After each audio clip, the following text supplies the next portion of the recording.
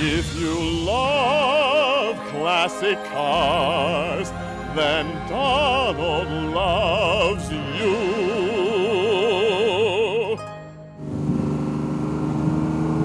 Now this is a Ferrari. This is what Ferraris were when I was a kid. You know, it's funny because it looks like the shape is similar to a Mustang in that long hood, you know, short deck kind of look. I think it's very attractive. But that big V12, which was the centerpiece of this whole thing, I mean, you open a hood now, and nobody goes, ooh, ah, you know. Oh, ah, what lovely plastic or carbon fiber formed pieces you have. Plus, this comes from an era when, like, I've never heard anybody call somebody else a good driver. Like, my mother used to say, oh, I drove with so-and-so. He's a very good driver, or she's a very good, because it was a skill. And this is a car, it's got a heavy clutch. I mean, this is what they used to call, quote, a man's car, in the sense that you had no power steering, you had a heavy clutch, and you had a pretty heavy brake pedal too, but not overly so.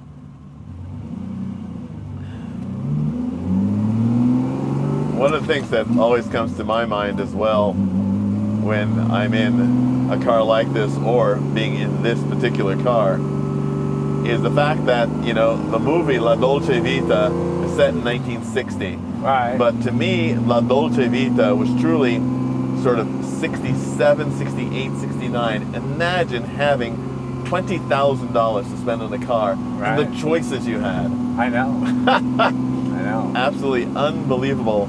And this car just has so much character. It just, you know, it reminds me, we've spoken before about one of our favorite shared movies, John Frankenheimer's Grand Prix. Right, right. And one of my favorite scenes in Grand Prix, a movie that has so many favorite scenes for me, is when Signor Manetta pulls up in the pits at Monza in his dark blue 330 GTC. Right. It's like, ah, wow. Right. This is amazing. Just for me, and for GTC years. GTC stands for GT Coupe, correct? Exactly. Yeah, yeah. But you know, look at the greenhouse here. No obtrusive A-pillar. No silly airbags to save your life. You don't have any of those things. But you know, I love the wood steering wheel. Yeah, it's a very funny thing. You talk about the greenhouse in this car, and again, very typical of a 1960s, especially 1960s Italian coupe. You wonder often, yeah, having a convertible is terrific, having the Spider is great, but you feel like you're in the environment in this car. Right, the outside is in. I love the seats.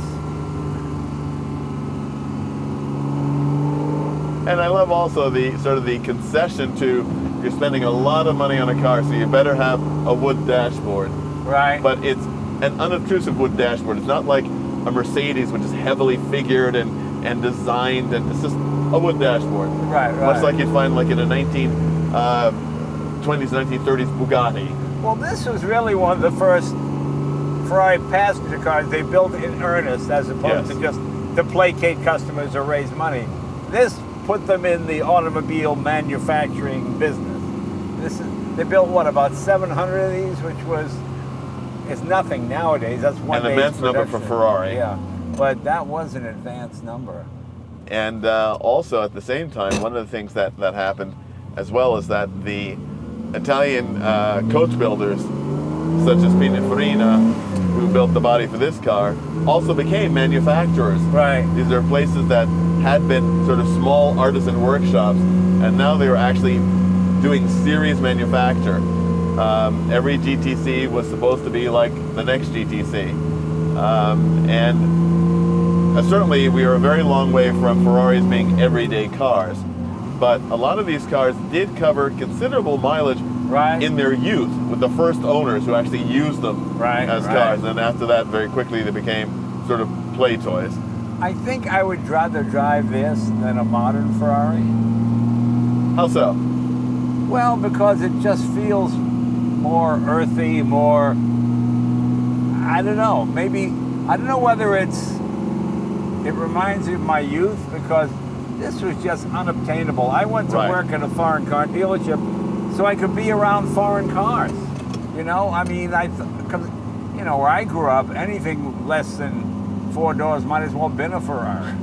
You know, a friend of mine's dad bought a 283 Chevy Super Sport 2-door. Well, I mean, that was like, it just seemed like the fastest car in the neighborhood. Which your probably well, you know, was. it is that thing. It's very funny. You just sparked a childhood memory of mine. Before my family bought their first car in '67, my dad had a friend who he worked with who had a 1965 Chevy 396 Impala Super Sport in evening orchid. Yeah. It was absolutely amazing. I thought, wow, this looks like some sort of a show car, you know? And I remember quite vividly the first time I saw a Ferrari in person, which turned out, years later, I found out it was a car that belonged to Malcolm Forbes. Oh, is that right? It was parked on 5th Avenue on the street, and I thought, oh my God, here it is. This is a car I've only seen in Road and Track magazine. Right. And it's parked on the street. It was absolutely astonishing. Well, the first time I saw a Lamborghini, I was like 21. I was in Hollywood. You know, I didn't have any place to stay. I was kind of just... You had moved out of your Roadmaster. Yeah, pretty Okay. much, yeah. And it was parked on the street off of Sunset. And someone said that's Rod Stewart's car. And I looked in, and there were crumpled up potato chip bags and the footwell. And I went, boy, that's limited. To drive a Lamborghini and eat potato chips and then just throw the potato chip bag in the footwell. That seems so exotic. Seems ridiculous to me, but that's fine because I don't allow eating in my cars. There you go. But yeah, again, when a car was a car, this is one of those vehicles. I mean, again, one of my favorite periods in automotive history. Probably a lot of people think that sort of the last interesting car was built in 1969 before lots of regulations about safety and emissions and all that started to come in. I certainly disagree with that. I mean, there's lots of very interesting cars built after that.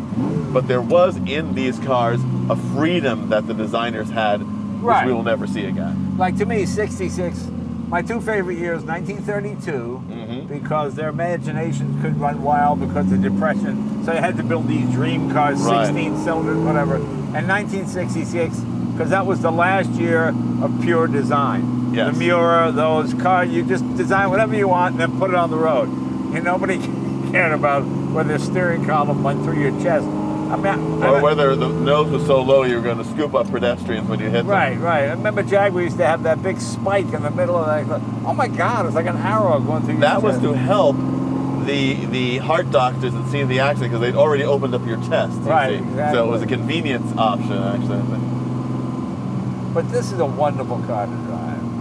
And it's also one of those things that a lot of people, we talk often about sort of the noise that a car makes. And a V12 makes a wonderful noise, but it's almost more about the power delivery, the smoothness. This is a car that just feels like it's doing what it's doing effortlessly. Right, you know? yeah, that's true. And what was the horsepower? This was, the 330 was, it was a 4-liter motor. 4-liter, yep.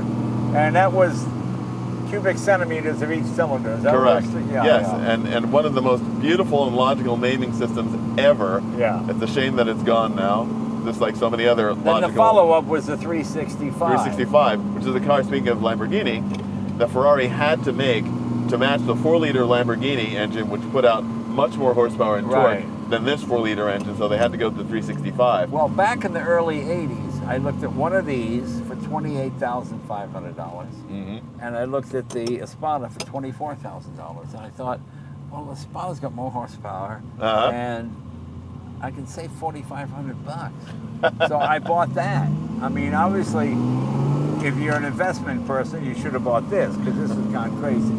But I still have the Espada, and I still love it. Yeah, the Espada is a wonderful car, and again, just thinking about the choices, the embarrassment of choices that you have back in that day is just remarkable.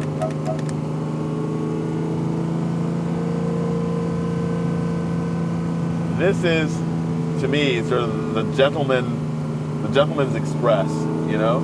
Yeah. And the 2-seater version, of course, they made the GTE, which was the 2+2 Ferrari, but this is the pure Gentleman Express 2-seater with the straps in the back for your bespoke luggage. I just like how logical it is. I mean, the dashboard couldn't be better. Everything's in front of you, and it's tilted. Tilted so that you can see it. So you can see it, yeah. Easy to read. The wood steering wheel, which is fabulous. And in a nod to traditional Italian building techniques, the completely indecipherable controls in the middle that you had to memorize. And air conditioning, which was unheard of in Italian cars. And air conditioning actually was slightly functional. It wouldn't cool you once the car was hot, but it kept you from getting hot. Right.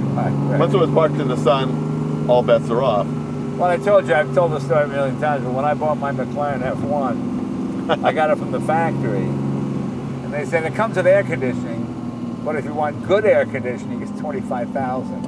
And I thought, well, why would you want bad air conditioning? I mean, I opted. All they did was add an extra vent or something.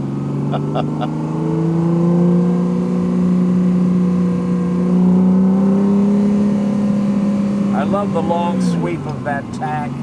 Yeah. And seeing 7,000 on a tack back in 1968. Yes, is this a 68 or 66? 68. 68, yeah. That was unheard of. And of course the gated shifter. Yeah, that's the best. It's just absolutely wonderful. Yeah. And again, I remember the first time I saw a gated shifter, I thought, oh my gosh, how do you do that? Yeah. Without realizing, of course, that that's simply what's going on underneath the shift boot of any other car, but it just made you connected with it. Ah, that sounds wonderful. Nothing pretty. Open the hood and seeing those twin oil filters right up front. Yeah. This is, I don't know, I always have a smile on my face when I'm in a car that I really enjoy, and I just can't wait to experience the thrill behind the wheel. I just like everything is mechanical. Yes. I mean, everything snick, it clicks in. If this stops on the road, you can open the hood. You can fix it without a cell phone, you know. You don't have to plug it in to get a diagnostic code. Well, the car came with a toolkit. And an owner's manual that practically told you how to do everything short of an engine rebuild on the side of the road. Oh yeah, that's what I love when you get a Model T or Model 8. They tell you how to adjust the valves yourself. Now they just say do not drink contents of battery, you know. Actually, they're this thick and they're just full of disclaimers. I know. Don't touch this, don't do that. See your authorized service station. It's so funny how slippery a wooden wheel is. I've forgotten. Well, you're not wearing your string-back driving gloves. Well, that's probably true, yeah.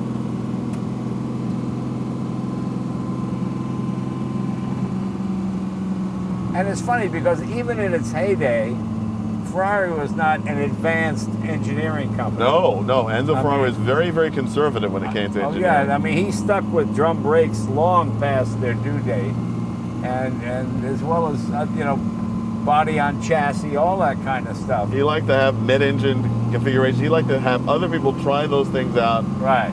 Sort it out, make the mistakes, then he came in and said, "Okay, this is how we're going to do it." Right. So may I have my time behind the wheel, sir? I'm very sorry. I'm very well, there's nowhere to stop on this road, so there's nowhere to stop on this road. You said it yourself. Yeah, this is just such a wonderful car to drive. It just, see, to me, the test is when a car that's interesting to drive. It's like I love driving my Hudson Hornets because they are early 50s. And before power steering, before power brake, everything nicely balanced. A little bit of effort, but the effort is well rewarded. And the same thing with this, the extra effort of putting a heavy clutch, but it clicks in. It's like winding an expensive watch. You're hearing each tick. That kind of thing. Yeah, that's what I like. Exactly. That's what I like. Wait, here. Okay. See what you think. Let me have a try.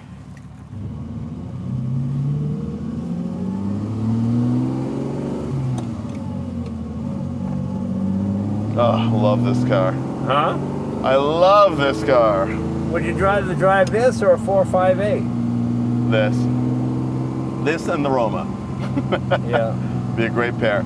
Again, it sort of reminds me so much of my Lancia Fulvia. Again, that age, that mid-60s Italian coupe. Even the Fiat 124.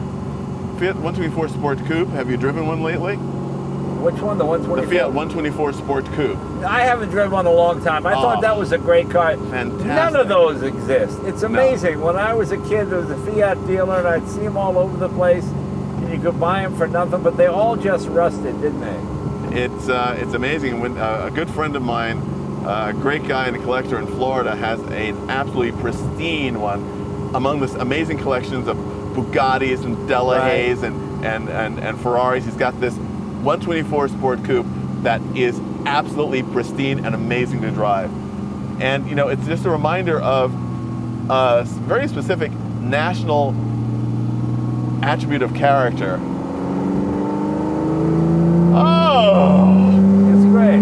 Oh, like an opera. Fabulous. That is fabulous. Oh my God. I could drive this car for hours and hours and hours. I know. It's something. Oh. And I'm so glad that we got the opportunity to drive this car because, of course, we had this on an episode of Mansions and Motor Cars, and it was parked, so we didn't get a chance to drive it. Right. And I wanted to make sure that we did get that chance because it's just a wonderful thing.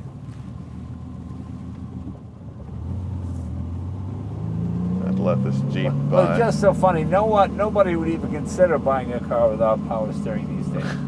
You know? And I love your idea of the Jay Leno workout video. Right. Where you say, okay, we're in our car with manual steering and with a manual gearbox. So do thigh and arms and Exactly. But you realize this would probably get its doors blown off by a Mustang GT. Oh, absolutely. But that's not the point. Yeah. You know, it's just has such a wonderful feel to it.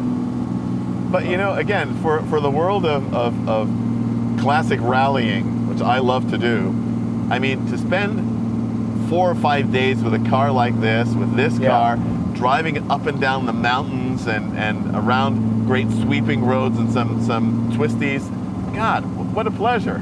You know, back in the 90s, I had a guy on the Tonight Show. He was the world's oldest car salesman, Victor Christian. And he was 106. He worked at, I think, Arcadia Ford. So I thought I would impress him one day by driving my 32 Packard.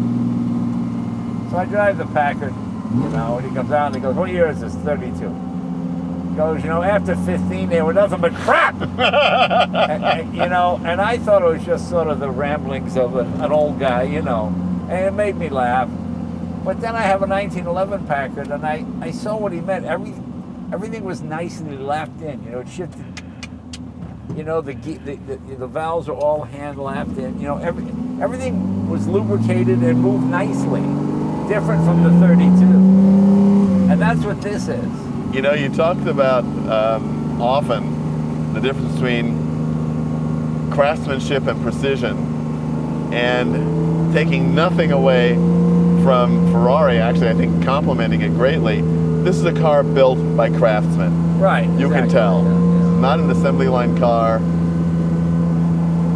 People spend time and care assembling this particular car. There was a book you would love called Precision. Have you read it? No, you mentioned it. By Simon Winchester. I've got to. And it's about that.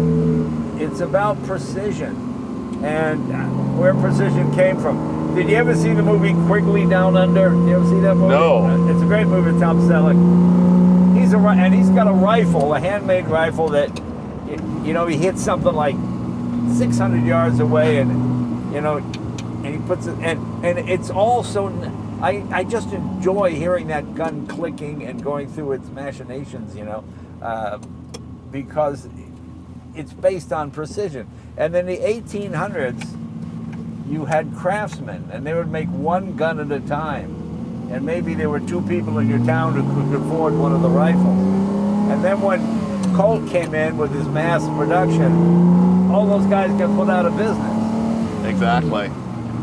And there is a glory to mass production, to the idea that you can replicate a design so exactly so that thousands of, or even millions of examples of something come out, Well, each as good as the next. that's where Henry Leland made his money. I think Henry Leland was the first guy to go down to 1/10,000th of an inch in mass manufacturing. And of course, he started Cadillac and Lincoln. And you know why Lincoln is called Lincoln, right? The I believe that was the first president that he voted for. That's right. Yeah. So when he started Lincoln, he was like in his 80s. Which is absolutely astonishing. Yeah, I mean, amazing. But yeah, precision. I'll get you a copy of this book. You would like it. I think anybody watching this video would, because it's not some high-tech thing. It just goes back to steam engines and sewing machines and how precision eventually took over the industry.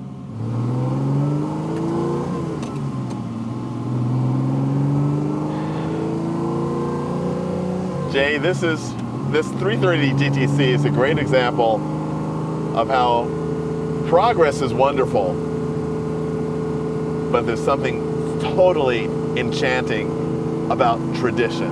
Yeah, right. Couldn't agree more.